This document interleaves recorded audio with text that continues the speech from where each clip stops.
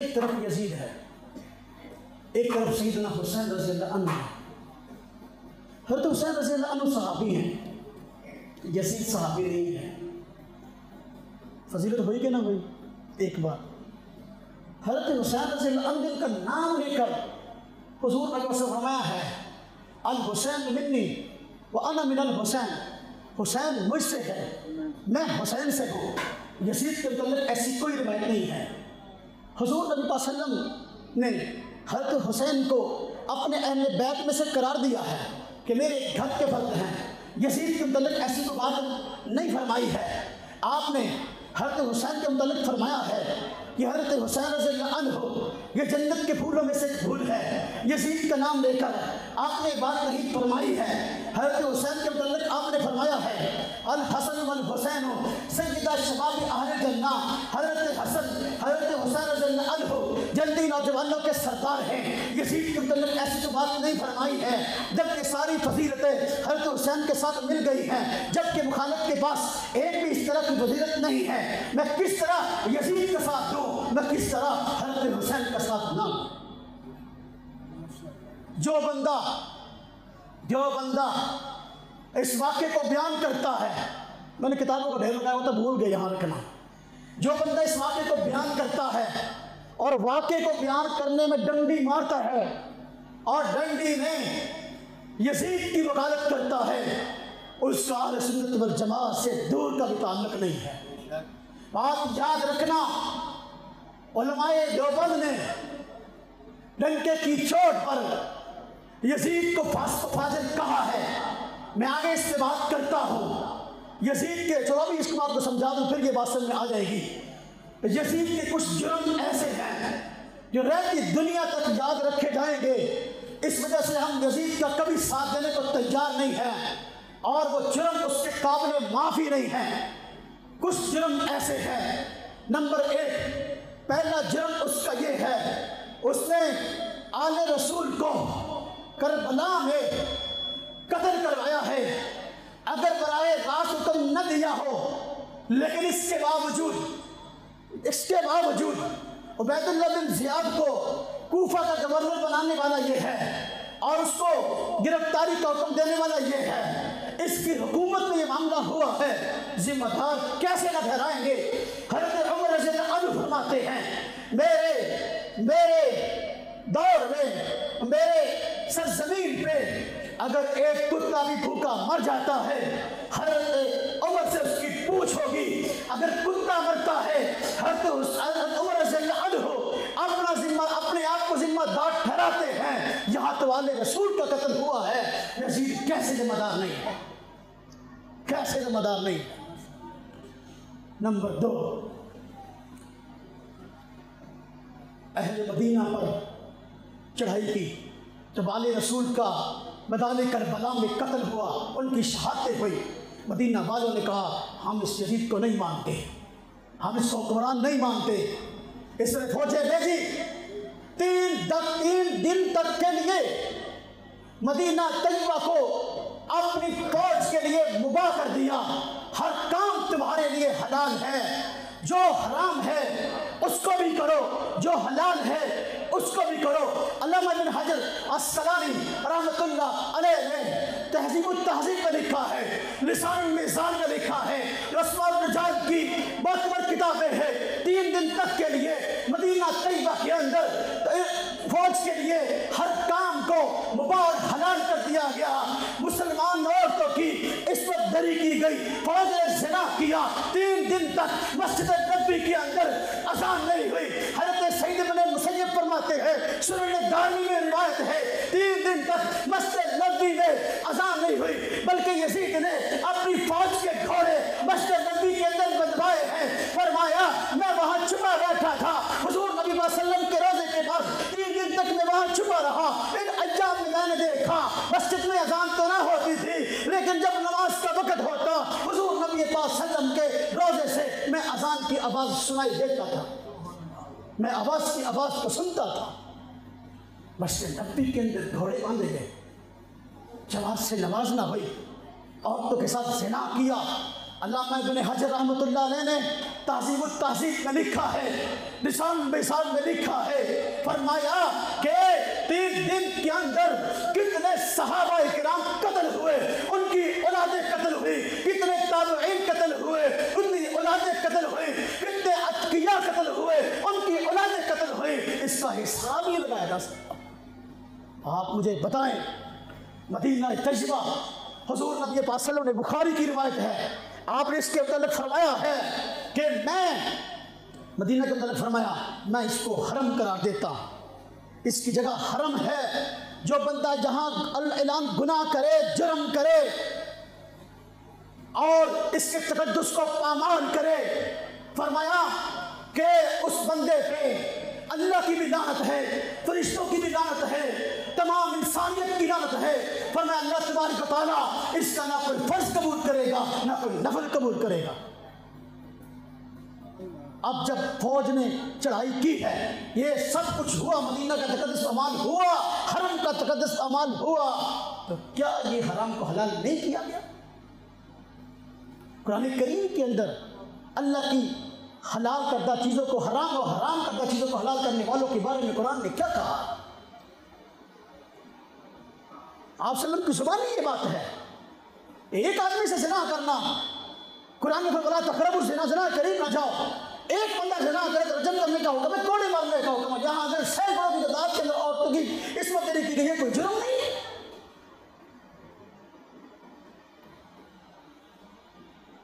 तीसरा बड़ा जुर्म जो किया गया, मक्का मुकर्रमा पर हमला करवाया, बैतुल्लाह पर हमला करवाया, बैतुल्लाह पर हमला हुआ। यजीद की फौजें मक्का मुकर्रमा आई और मंजनीकों के जरिए, उस दौर में मंजनीक इस्तेमाल होती, दूर तक पत्थर फेंकने के लिए मंजनीकों के जरिए बैतुल्लाह पर पत्थर बरसाए गए। बैतुल्लाह मुनहदम हुआ, उसकी दीवारें में दरारें आ गई और फिर बैतुल्लाह जल गया। अब ये बैतुल्लाह, ये हरम, इसके तकद्दुस को पामाल करने वाला इस्लाम की निगाह में कैसा है? तो यजीद की वकालत करता है, उसको हया नहीं आती इन बातों को देखते हुए? कितनी की बातों को बर्दाश्त करेगा? कितनी की बातों को बर्दाश्त करेगा? बैतुल्लाह का तकद्दुस पामाल हुआ। 3 जुर्म हो गए। चौथा बंदा मुझे कहने लगा, यजीद ने थोड़ी कत्ल किया है, चलो उसको पहले की तशरीह समझ ले। एक बंदा मुझे कहने लगा, और यजीद ने कत्ल का हुक्म तो नहीं दिया था, ये तो इब्न ज़ियाद का अपना मसला था, उसने नंबर बनाने के लिए कत्ल कर दिया। मैंने कहा यजीद राजी नहीं था, कत्ल नहीं था, तो जो करना, यजीद राजी नहीं था, नहीं था, लिहाजा यजीद इस जुर्म का जिम्मेदार नहीं है। मैंने कहा चलो 1 मिनट के लिए बात मान लीजिए, नहीं था। अहले बैत के, आले रसूल के कातिलीन के नाम यजीद को पता थे कि नहीं थे? जिन लोगों ने हज़रत हुसैन रज़ियल्लाहु अन्हु को शहीद किया, आपकी आल को शहीद किया, उनके नाम तारीख में महफूज हैं कि नहीं? महफूज हैं। कातिलीन नामज़द हैं। तो अगर इसका हाथ नहीं था, इससे कातिलीन को क्या सजा दी है? कुरान कहता है, मैं कुरान सुनाता हूँ, अगर तो यजीद की वकालत में कोई नादर वाक़या ले आए, मैं उसको एक तरफ रखता हूँ, तो कुरान लेके आ। कुरान कहता है, या अय्युहल्लज़ीना आमनू कुतिबा अलैकुमुल क़िसास फिल क़त्ला, ऐ ईमान वालो, तुम्हारे लिए किसास को फर्ज किया गया मक़तूलों के मुताल्लिक़।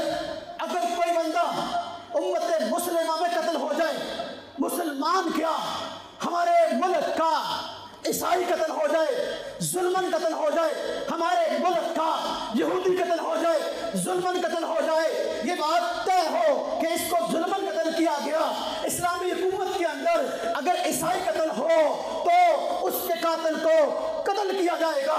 उम्मत मुस्लिमा में कोई बंदा फौत हो जाए, कत्ल हो जाए, बदले में किसास लिया जाएगा, उसको कत्ल किया जाएगा।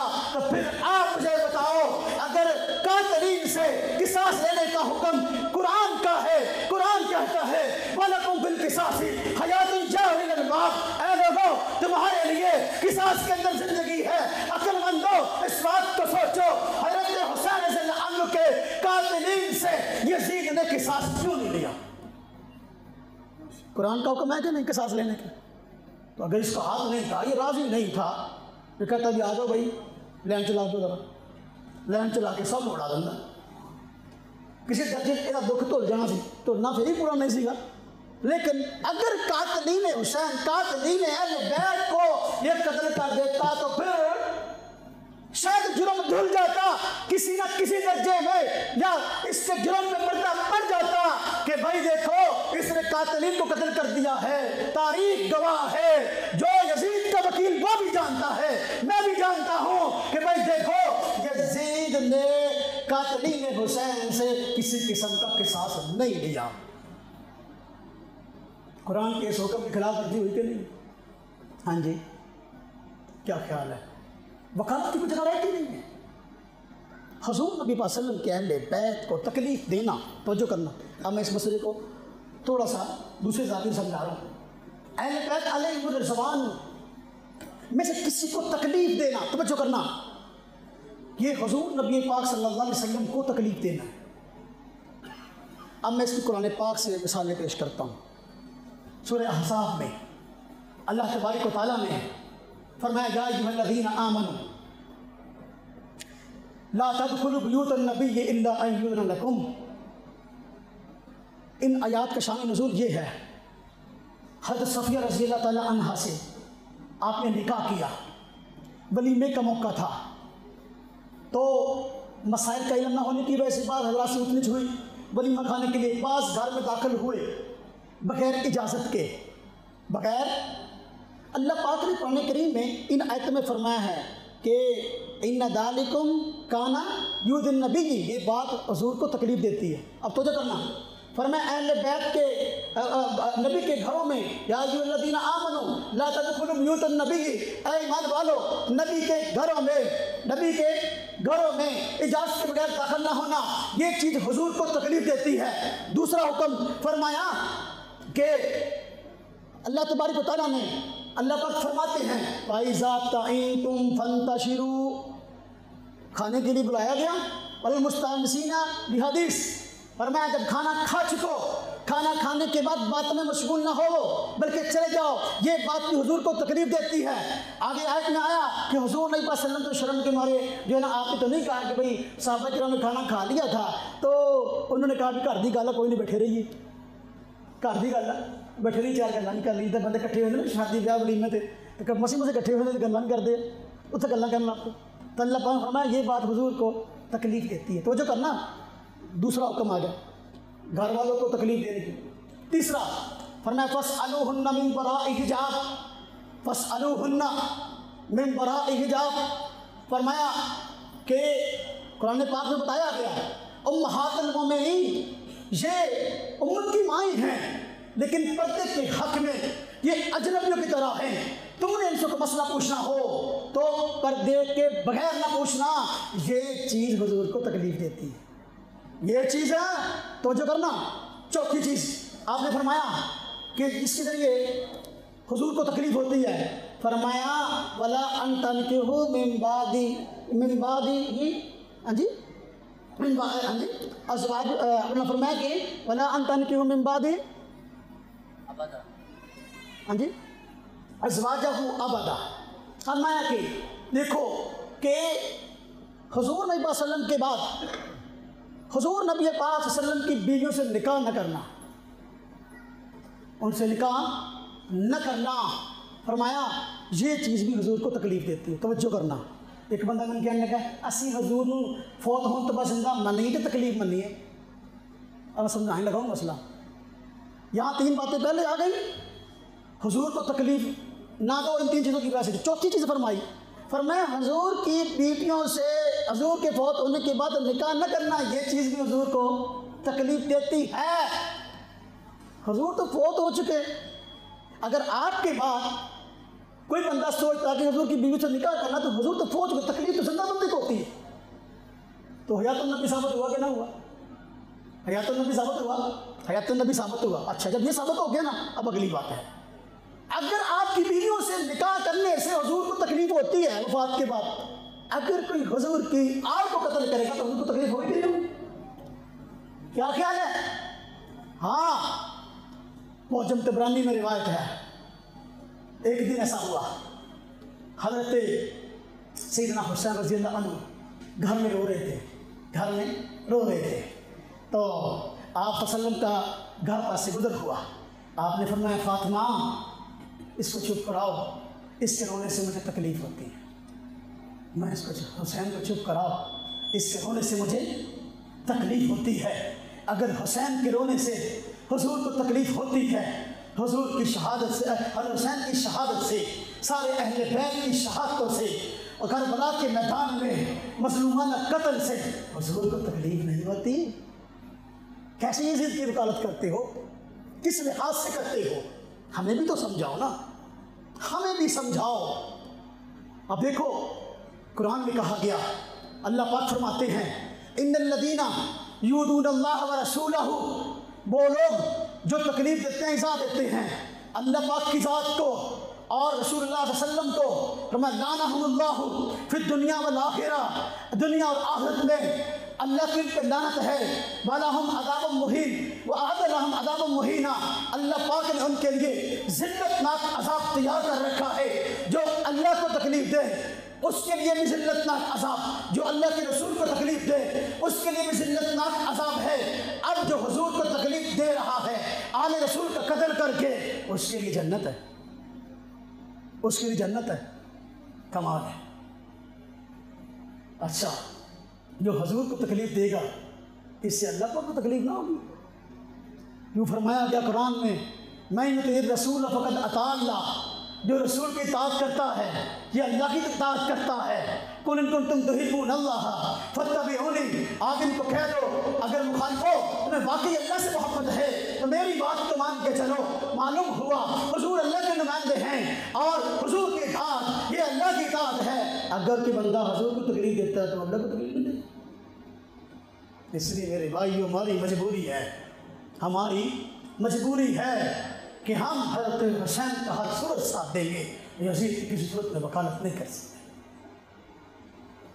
बात समझ, मेरी बात अपने किताब को जा रही है। हज़रत हुसैन रज़ी अल्लाह अन्हु की मज़लूमाना शहादत है और हुज़ूर नबी पाक सल्लल्लाहु अलैहि वसल्लम के लिए ये तकलीफ की बात है। बंदा अंजाम कोई देख ले, अंजाम क्या हुआ। हज़रत हुसैन रज़ी अल्लाह अन्हु फौत तो आप भी हो गए, फौत यज़ीद भी हुआ। यज़ीद इबरतनाक मौत मरा है। हज़रत हुसैन ये आपने फ़ख्र से शहादत पाई है और उम्मत मुस्लिमा पे आपका ये एहसान है, आपकी आल का ये एहसान है कि उन्होंने जुल्म के आगे डट कर दिखा दिया। अपने ज़ाती मफादात के लिए यज़ीद के साथ नहीं मिले, अमानतन दयानतन ये समझते थे यज़ीद मुस्तक़बिल के अंदर इस्लाम को नुकसान पहुँचाएगा, उसके हाथ में बैठ कर लेते, उसके साथ मिल जाते तो शहादत न होती। लेकिन उन्होंने पूरी उम्मत मुस्लिमा को ये दर्श दिया है, मुश्किलात का मुकाबला डट के करना है, जुल्म का मुकाबला डट के करना है, किसी भी सूरत के अंदर ये जुल्म के आगे नहीं झुकना है। ये उम्मत मुस्लिमा पर एहसान है कि उन्होंने अपनी शहादतें कबूल कर ली हैं लेकिन इस्लाम को बचा लिया है, इस्लाम की लाज रख ली। वगरना आज कुफ्फार ताना देते तुम्हारे नबी की हाल थी, जब उनको मुश्किल पेश आई एक तरफ उसके मुखालिफ थे, दूसरी तरफ उसके हाथ में हाथ दे बैठे। नहीं, हाथ में हाथ दिया, हालात से मुकाबला किया, हालात की तरफ झुक नहीं गए। आज लोग मोम की तरह हर तरफ झुक जाते हैं, जिस तरफ पड़ना भारी होता है झुक जाते हैं। वफ़ात हज़रत हुसैन का भी हुई है, वफ़ात यज़ीद की भी हुई है, लेकिन आज का दिन, कल का दिन, हर साल आने वाले ये दिन ये बतलाते हैं हज़रत हुसैन रज़ियल्लाहु अन्हु की जो वफ़ात है ये कौम की हयात है। हज़रत हुसैन रज़ियल्लाहु अन्हु की जो वफ़ात है ये एक मिशन का जिंदा रहना है। हज़रत हुसैन रज़ियल्लाहु अन्हु का मिशन कल भी जिंदा था, आज भी जिंदा है।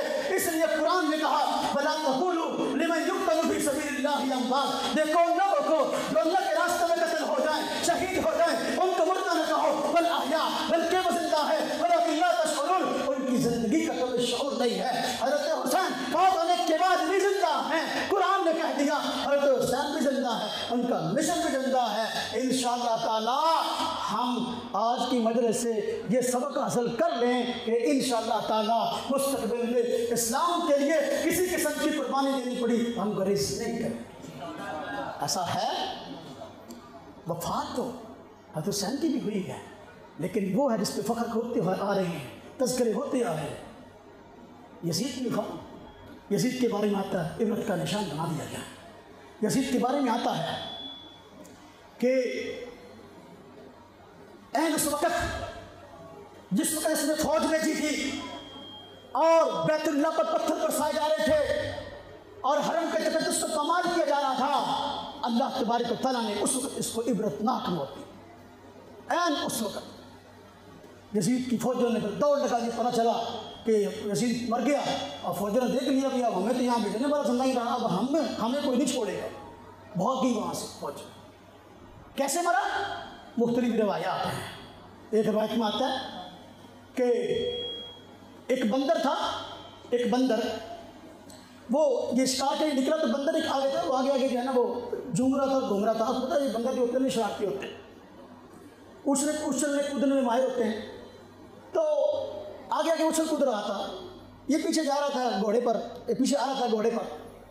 तो बंदर ने इसको ऐसा उलझाया, वो बंदर भी तस्वीर पर था ना, नहीं बंदर ने इसको ऐसा उलझाया कि घोड़े से नीचे गिरा, मणका टूट गया। उस वक्त मणका टूट गया, मर गया। एक रिवायत इस तरह की भी आती है कि ये अंधाधुन सारी रात खड़ा नाचता रहा, उधर बैतुल्लाह पे पत्थर बरसा जा रहा था, ये नाचता रहा।